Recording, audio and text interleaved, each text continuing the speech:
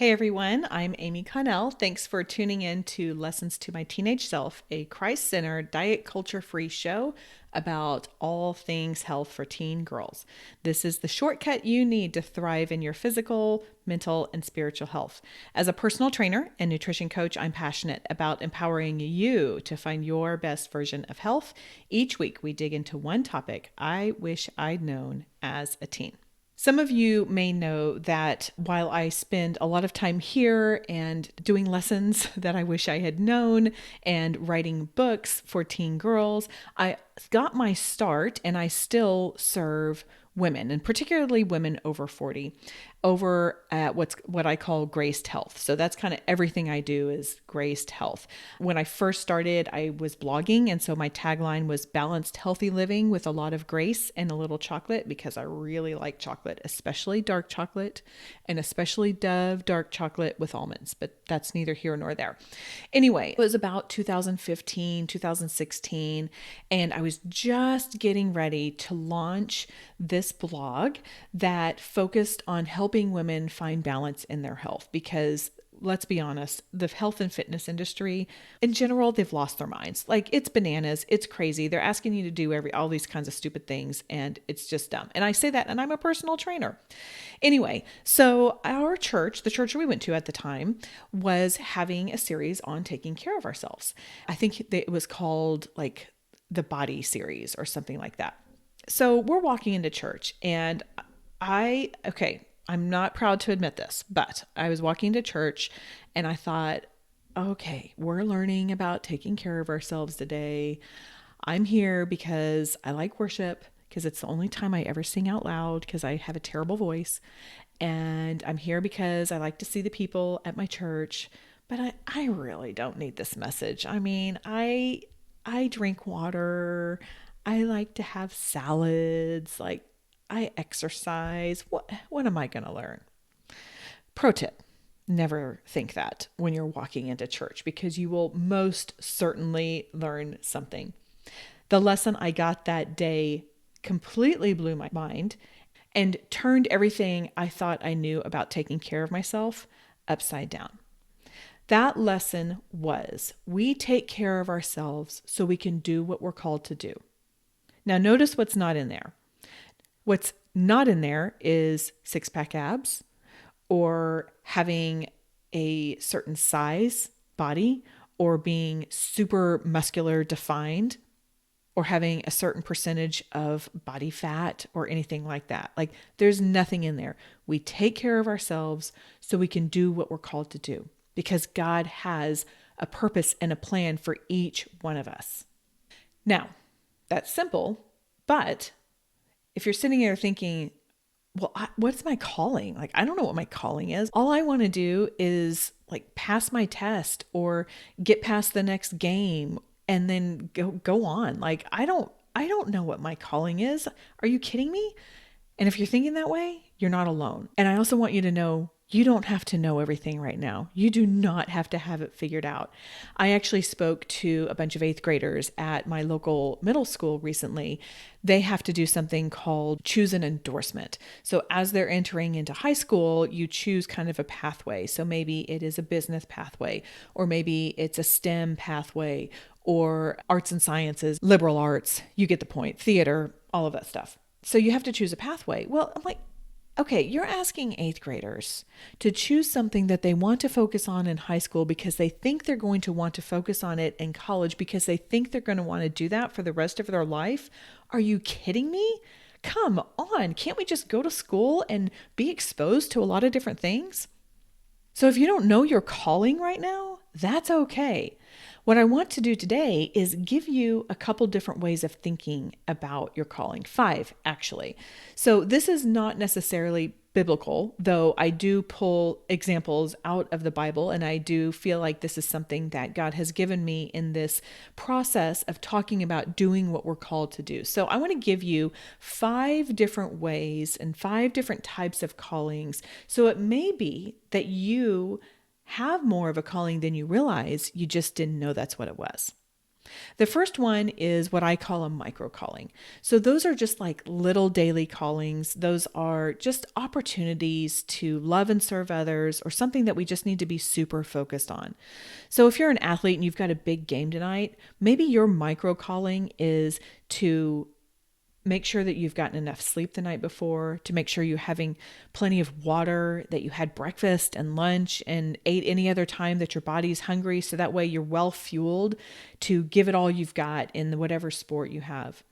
Maybe if you have a big theater presentation, you're doing the same type of thing because you want to be clear. You want to be able to remember your lines. You want to be able to perform in a way that reaches your audience and compels and moves your audience. These are micro callings.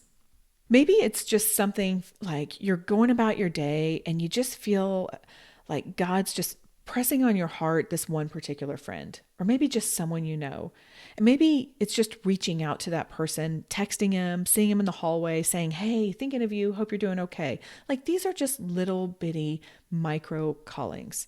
So that's our first calling that I want you to think about. Maybe it's not this huge thing. Maybe it's just something really small that God is asking us to be obedient in, even in the small things. Maybe you have a creative calling. Maybe you have a talent that will bless others with that gift, and it fills your own soul and it blesses others.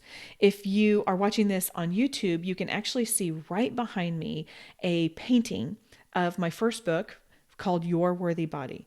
That painting was done by the daughter of a friend of mine. I think she was 15 at the time. And she just did that as a gift. And it is so special to me. It means so much to me. Let me tell you, that was a creative calling because I didn't ask her to do it. She just did that as a gift for me. And it continues to bless me, and it is in all of my videos because I love it so much. So maybe you don't paint, but maybe you doodle or you write or you bake unique cookies. Maybe you like to make encouraging reels or TikTok videos. Maybe you like to take photography or video things.